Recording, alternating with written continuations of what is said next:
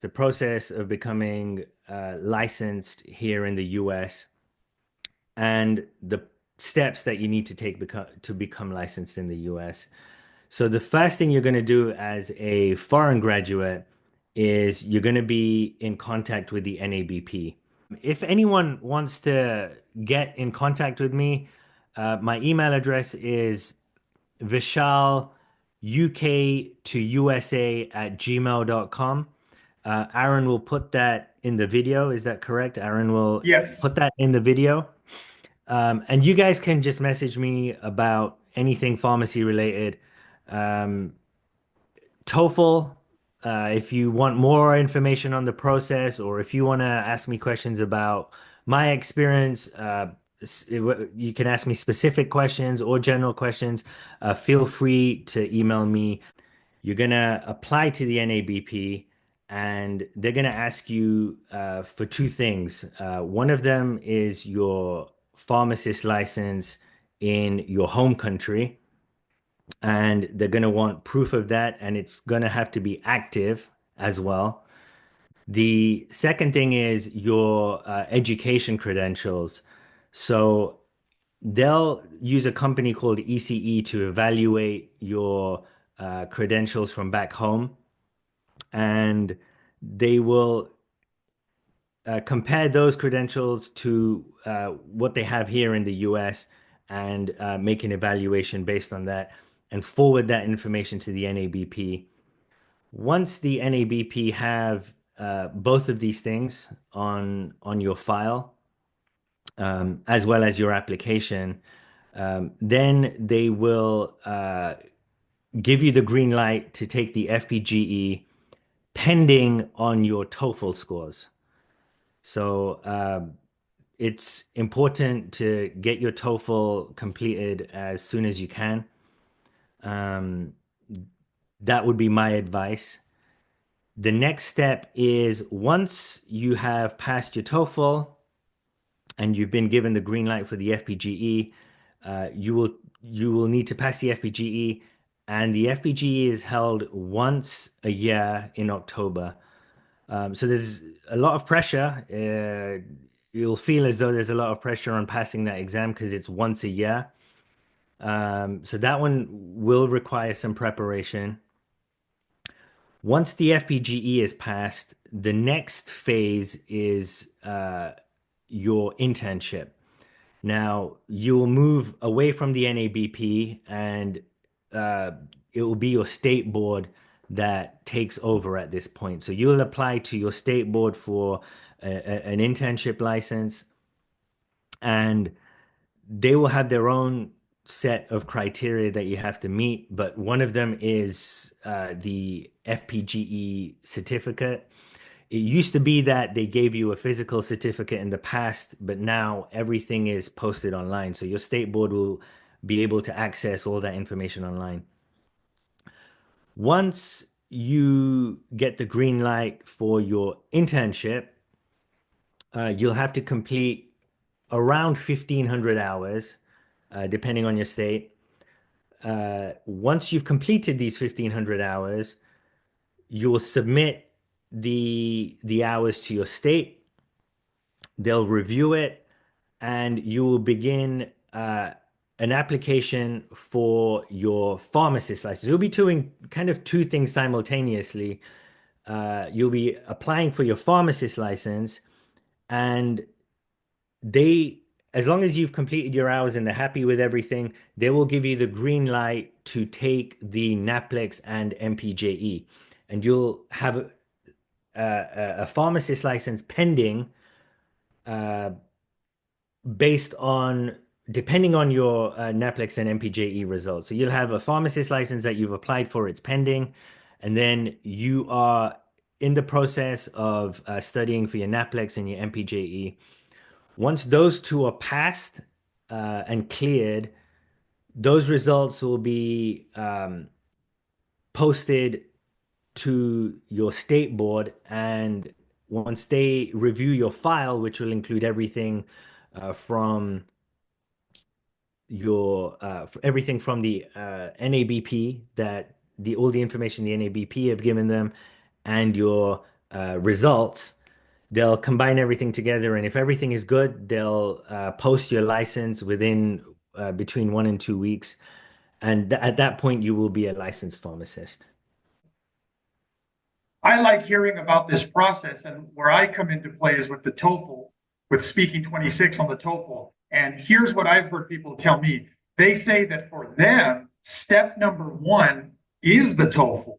They're going to do their research on the NABP's website, but step number one for them is to pass the TOEFL. And the reason why they say this is because the fees and expiration date that you might tell me is something like 2 years, the fees are so expensive and the expiration date puts pressure on them to where they don't want to start the original license review and ECE review until they have already passed all four of the TOEFL's requirements in one sitting, in one exam. What do you think about that? Yeah, I agree. My personal situation didn't allow me to take the TOEFL before I applied for my application to the NABP. Um, I guess I could have, but once I arrived to the US, that's when I began my application. So I didn't want to delay my application, I guess. But I would recommend that if you're able to pass the TOEFL, it'll give you a peace of mind, and it won't eat away at the 2 years because you have they give you a 2 year limit. Once they open your file, once they open your application and receive all your documents, at that point, you have 2 years and the clock begins to tick. So yeah, if I could go back and do things again, that would be one thing I would have done differently, and that's taking my TOEFL before doing my application to the NABP. I did read something about people who, there were a lot of people who were struggling to pass the TOEFL within 2 years, that the NABP changed the rules because of that. Now you have to pass the TOEFL before they allow you to, before they give you the green light for the FPGE. Yeah, the TOEFL is something. And the other thing I wanted to mention is, out of all the exams I took in this whole process, the 2 3 year process, the only one I failed was the TOEFL. So that's not saying the other ones are easy, they're not, but the TOEFL's the trickiest one that I had to come across.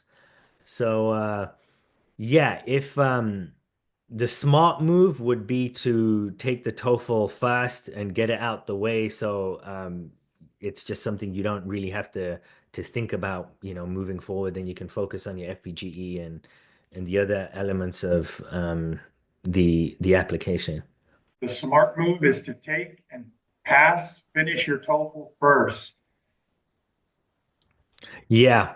Um, and I mean, I remember when, when I took my TOEFL, the first 2 times, the first time I failed, it was fine. I got 25 in the speaking, and I was like, it's not too bad. Next time I'll get 26. I'll get lucky the next time. Next second time I failed, it was more demoralizing because I got the same result, and in the actual exam, I felt like I improved. I felt like I had improved. Um, I'd worked on myself, and I was like, okay, this is it. This is the one. I felt more confident, and I still missed the speaking by one. And I was like, come on, by one? Like, what did I do wrong? I think I paid. You can pay for like a review. What's that? I mean, can you explain? Request, yeah, you can request a score review. Yeah, I think I requested a score review for the second one. But it didn't really tell me that much. It, it wasn't, it didn't tell me exactly what I needed to do to pass. And then, that's when I spoke to you, and we held our 3 sessions, and that's what kind of took me over the edge. But I just remember feeling quite demoralized after the second time. And it's it's an expensive process. TOEFL isn't cheap. My recommendation is getting the TOEFL done as soon as you can. I think even focusing on the TOEFL and um, I mean, honestly, I would even ignore everything else and just focus first solely on the TOEFL before you move on to the other things. Yes. Exactly what you're saying. Focus on one thing instead of trying to do like 12 different things and failing at 12 different things. Focus on one and put all your energy into it. Um, you're more likely, I think, to do well. You know, it's like anything. You know, when I understand multitasking, um, but I think it takes away the focus from, you know, the one task that you need to pass. If you're trying to do four different things, three of those are actually irrelevant at the time of speaking.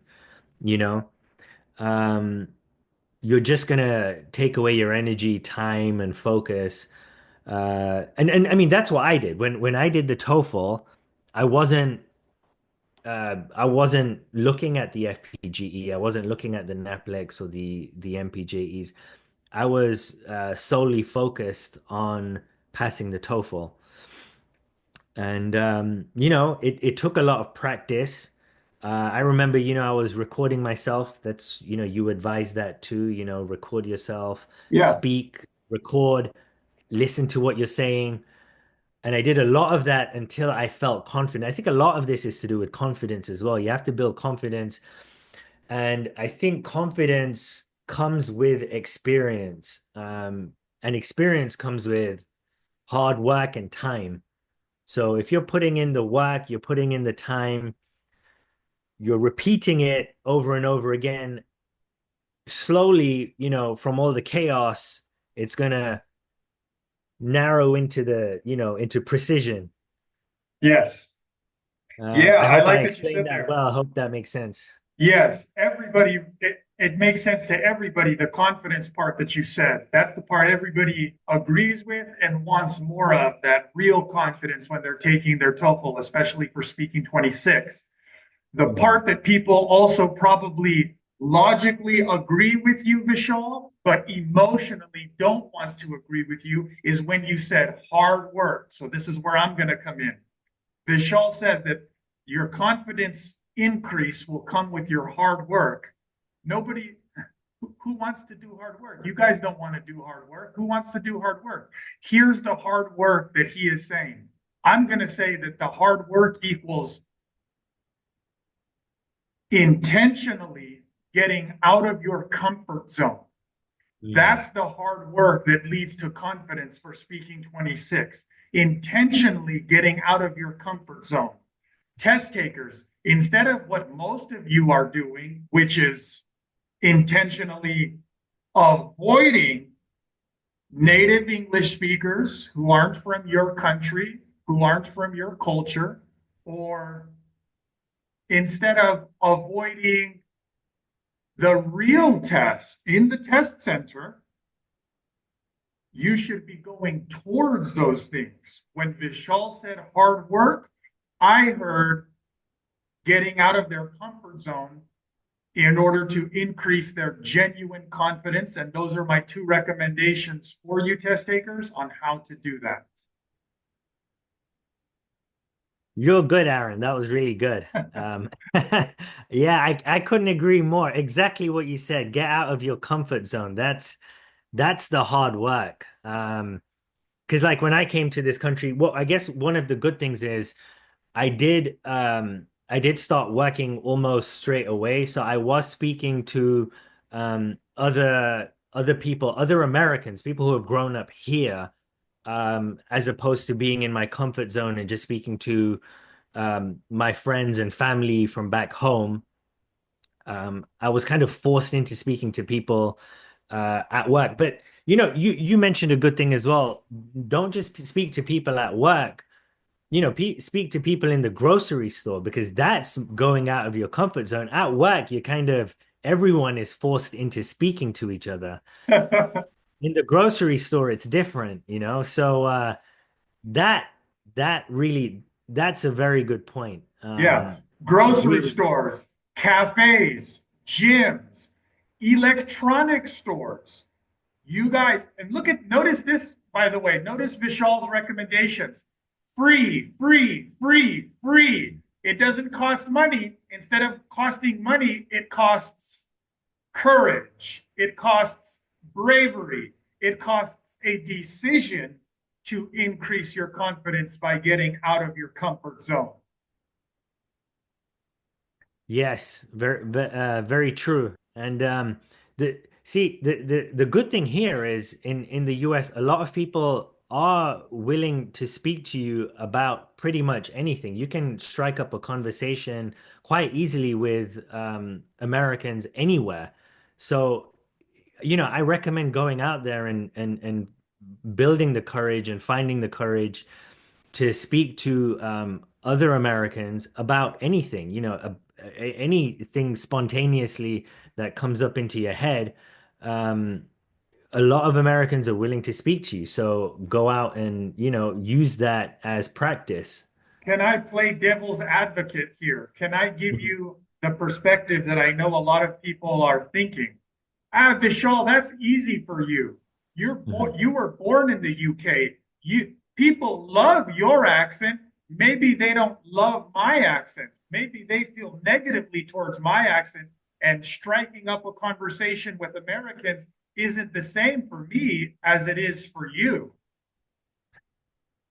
I would disagree because even though my even though I have an English accent, it's not like the Queen's English. I wasn't, it's not, but when people over here in the US, they hear me speak, they don't always assume that I'm from the UK. They just hear an accent. So, it's not entirely true. But the other thing I will say is Americans are actually interested in people outside of their culture a lot more than people within their culture sometimes. Whenever I'm speaking to people, they're always interested to know about where I'm from, and they always assume it's India. They assume it's India, so they're more interested in the fact that I'm from India and they want to know about India, even though I have very little experience of India as a country. Um, they want to know more about India than they want to know about anything else. So I don't know. I would disagree. I think the people here, generally speaking, they are very interested in people of all types of backgrounds from all over the world. So, um, yeah, I see where you're coming from. The fact that we may speak the same language, so there's a familiarity, but I don't know. Americans tend to go against the grain, I think. They like things that are from outside their culture. They're curious, Yes. very curious. I think that's the word. So I wouldn't let that uh, hold you back. Actually, I think being from a country where English is not the first language, it might even be to your advantage because you have a lot more to talk about that would interest people who have been brought up and raised in America because they don't see that every day.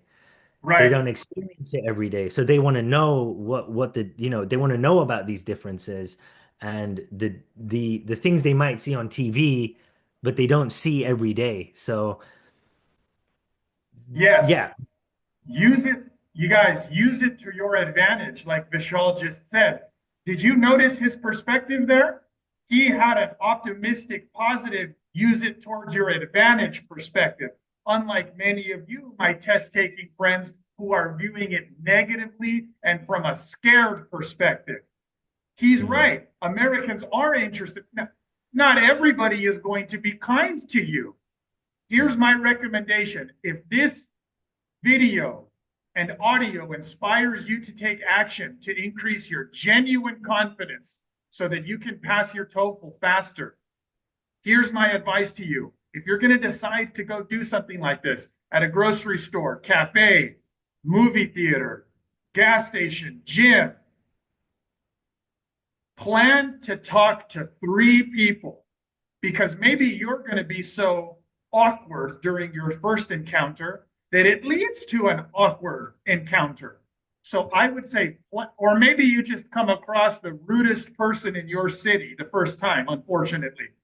But if in your mind you say, I'm going to talk to three, regardless of how the first one goes, you have a much higher likelihood of having an overall good experience with the three. That, why are we doing this? Translates to you getting out of your comfort zone and increasing your genuine confidence. Last thing I want to say in reply to what Vishal said, as most people know, Americans don't travel. They should, but they don't. So when you, somebody from a different country, comes with a optimistic, use it to your advantage type of perspective, like you just heard from Vishal, or if you're not able to muster that type of optimism, can you at least approach it with neutrality? When someone like you approaches a conversation with an American with at least neutrality, they are going to be interested. I can learn from somebody. I don't get to travel today, but by talking to this person vicariously, it's like I get to travel. Thank you, thank you, Vishal, for encouraging people to use it towards their advantage. Yeah, of course. And just from my experience, I've been living here almost 3 years now. In the beginning, I was nervous, and even to this day, I guess it's just a character trait that I'm generally nervous. But when over time, the more you speak to Americans, you realize that they're not threatening. They're actually very curious about where you're from, um, and they want to learn and they want to speak. They really, I find them very easy to begin a conversation with. Um, you know, a lot of it begins superficial. So you'll say, "Hey, how's it going?" Most of it's superficial, but you from the superficial talk, you start building bridges, right? And Right. then as the conversation goes and it flows, and maybe you hit on notes that you both vibe to, I guess, or you agree to, then more and more of these bridges form, and um, you start breaking down that barrier. And one thing about Americans is that that barrier is quite thin. They're very easy to speak to. That's my experience.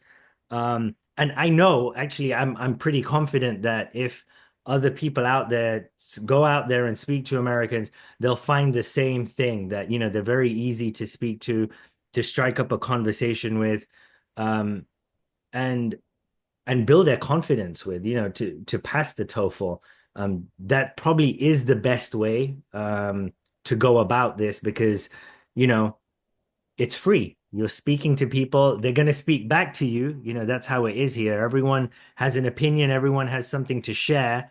Um, so you will be able to speak to people, and you'll be able to build your conversations the way they ask you to. Because in these TOEFL questions, you have to build there's an idea and you have to build on it. And practicing with people who you don't know is the best way to do it. Yeah. Build on the ideas, progression of ideas, topic development. Excellent. Okay, guys, so that's it for this episode. Vishal has his own podcast.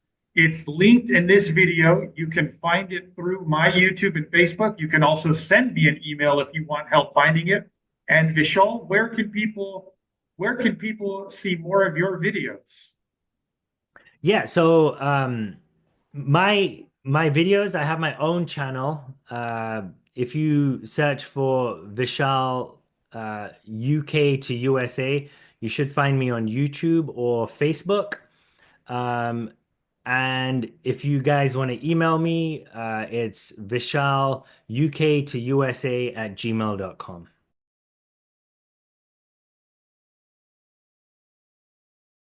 The main purpose behind that video is to educate other students that everyone has their own way. Okay. But just go like stick with someone. Stick, believe me, like the templates. Maybe some people will get the 26 using templates, but it's not because they use the strict template, the templates as it is. It's because they developed their own fluency that could overcome the structure of that template. A person that you can see and hear, the speaking templates are wrong. Because to get 26 on speak, and when you see somebody who did get 26 on speaking or above, and they tell you they used the speaking template, they did not get 26 on TOEFL iBT speaking because of the speaking template. No, they got 26 on TOEFL iBT speaking in spite of the limiting nature of the speaking template. They got 26 on TOEFL iBT speaking because their speaking fluency was so good, is so good, that it was able to overcome the limiting structure that is speaking templates. I never got 26 using AI website. Okay, but you did on the real test after meetings with me. Yeah. If you want to see more videos with people giving you their best advice on how they got their 26 on TOEFL iBT speaking,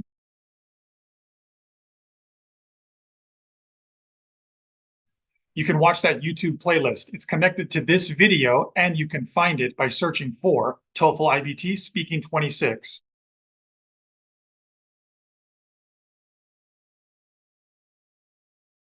You can also find it by going through speaking26.com.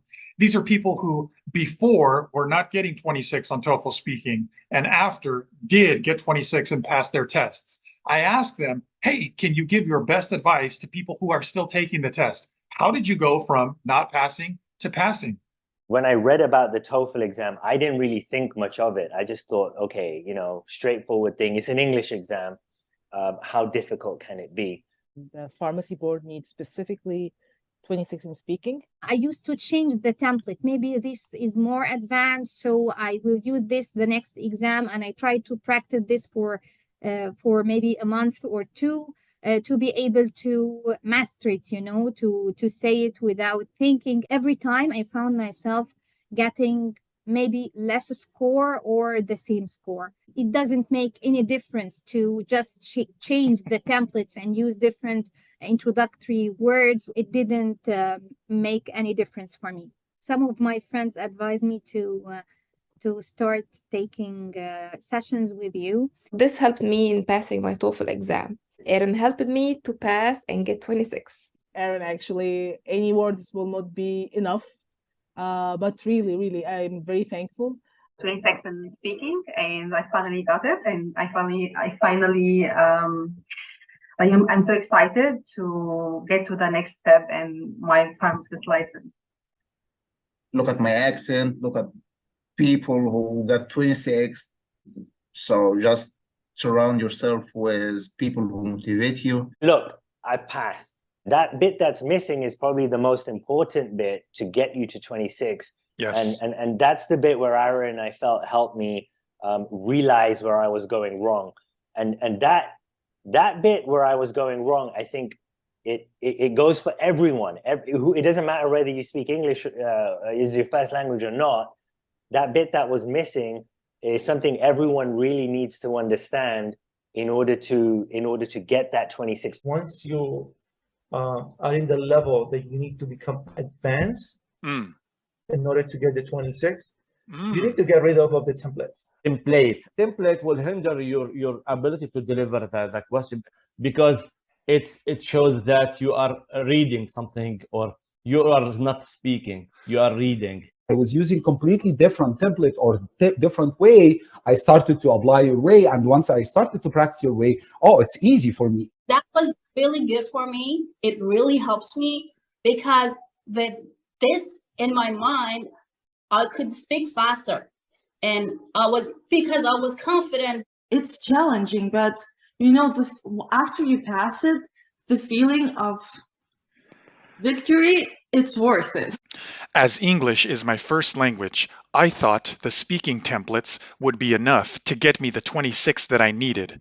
Unfortunately, it wasn't, and I only scored a 23. Your lack of getting 26 is not due to your speaking ability. It has been due to your less than optimal strategy. Get rid of the training wheels. The templates were like, oh my God, why did they create those templates?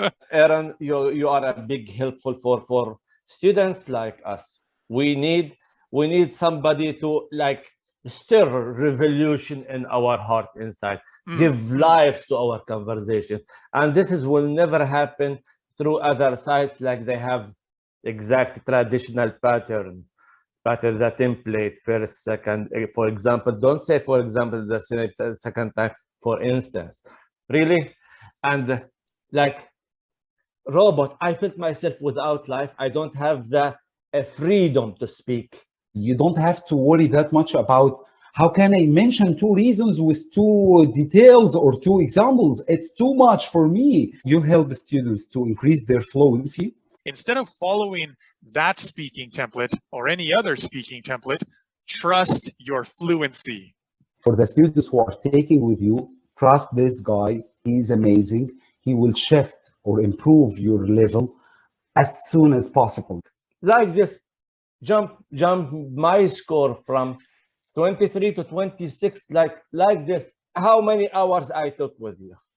5. Look at this. 5 hours in 2 weeks. I passed my test. I was surprised that I passed after 5 sessions together. I hope you keep inspiring and helping more pharmacists and more other students to achieve their goal and become a professional here in the United States.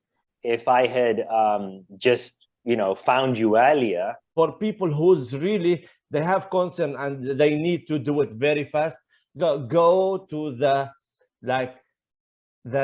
original, the source of help. Go to Aaron. He's the guy. He was the guy for me. And hopefully he's the guy for you. And he'll set you straight. He'll tell you what you need to do to get that 26